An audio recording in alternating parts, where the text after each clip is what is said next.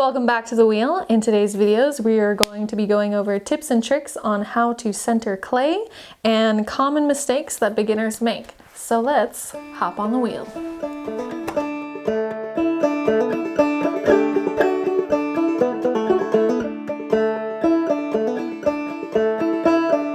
So before even attempting to center your clay, it's important to have a little background insight onto the type of clay that you're trying to work with. This is something that I don't always see beginners really thinking about, and it does kind of matter a little bit, especially when you're new to throwing and you haven't quite got the hang of it yet. So there's different types of clay. Some are better for throwing, some are better for hand building, some are have more grit, more sand, more grog.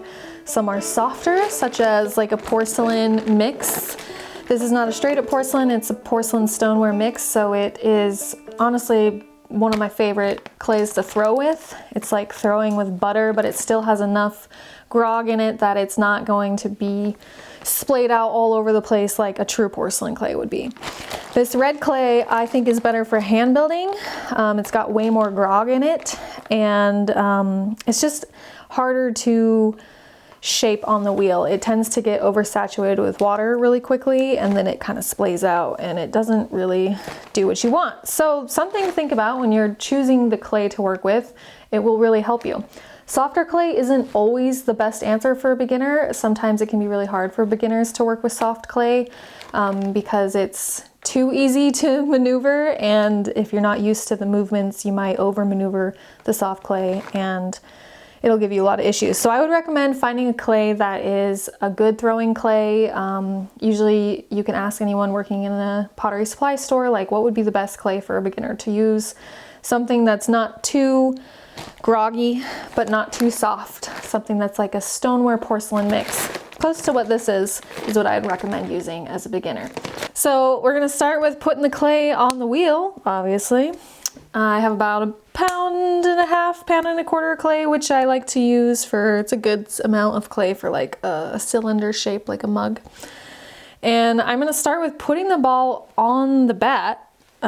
Seems really simple, but it actually matters for a beginner. So a lot of professional potters or experienced potters will just slap it down on there and just start going. But you see how it's not in the center, so you're already like making your life hard by not centering it on the bat when you first put the clay on. So as a beginner, and this might not matter as you become more experienced because it will be easier to center, I would recommend getting it in the most ball shape you can get, and then make sure, of course, that the bat's a little bit wet so the clay adheres. And I would try to get it as centered as possible before you even attempt centering it.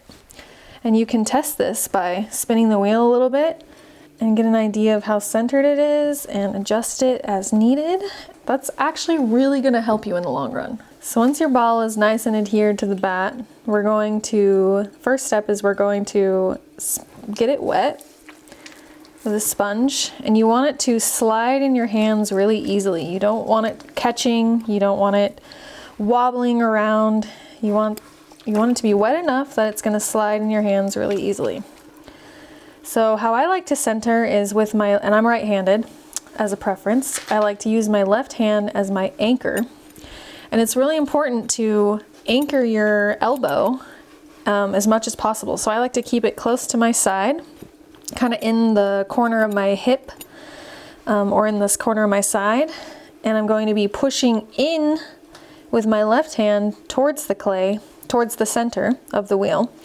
And with my right hand, I'm going to use this part of my hand, the like fleshy part of the palm, directly on top of the clay, and I'm going to be pushing down with my right hand. So in with the left towards the center.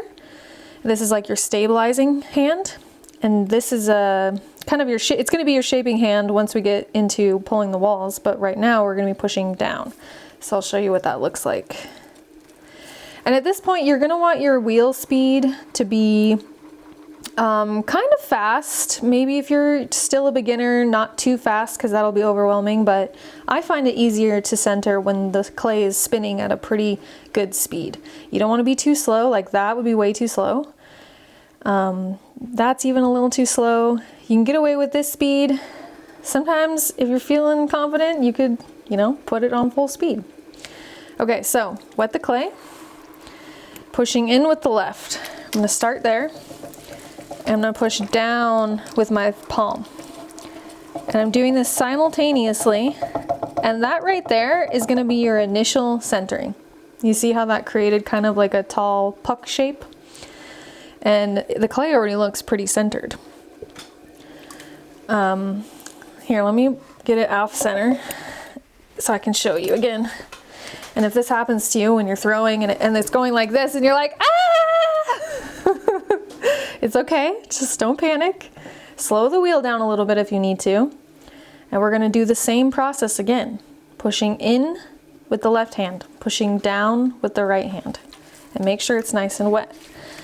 It's a little harder to get started when the clay is already off-centered like that, but just have patience and keep, even just pushing in with your left hand and not even going down is gonna help a lot. See how it's a little bit more centered now? But it's gonna make it come up a lot, which can also make your life hard. When it gets tall enough, it'll become even more wobbly. So that's why pushing down with your right hand is important. So let's add the right hand in there.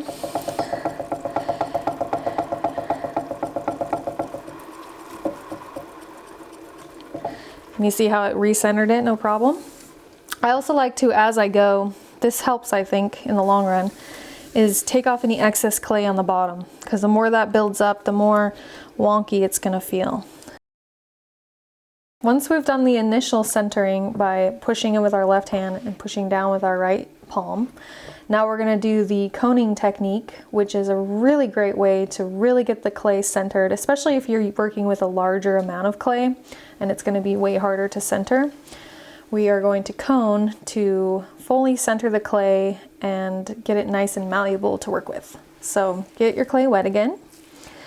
This time we're going to be using both palms and we're going to be pushing up towards the center and slowly, keeping your elbows braced, push the clay up and in towards itself. So I'll show you what that looks like. So I start at the very bottom, as much of the bottom as you can get, and if you need a little shelf to put your palm into, you can take out a little clay right there to create a nice place for your palms to get up under the clay. So we're getting under, and I'm pushing in on both sides. And if you can see with my left hand, I'm kind of cradling the clay, and I'm just doing that to keep it all contained so that it doesn't splay out. So cone up, and then I'm using my thumb to kind of finish off the cone and make it a nice rounded shape on top. So that was called coning up, and now we're going to push the cone down. And the process of coning up and pushing down just helps move all of the clay that is inside up and down and centered. So now we're going to push down. Pushing down, I'm going to again brace using my left hand, and with my right palm, I'm going to push directly down on top of the clay and then slightly out as I push it down. So down and out. And you see how I'm pulling that clay down? And you can almost watch it go down to the bottom. This part's gonna feel a little silly at first. It's something you really gotta practice, and eventually you'll start to understand the feelings of how the clay is moving and what it's doing. So we're pushing down and out. And then I like to clean up the bottom after that. And at this point the clay is very centered. It's ready to put into a shape. And in this case we would do a cylinder.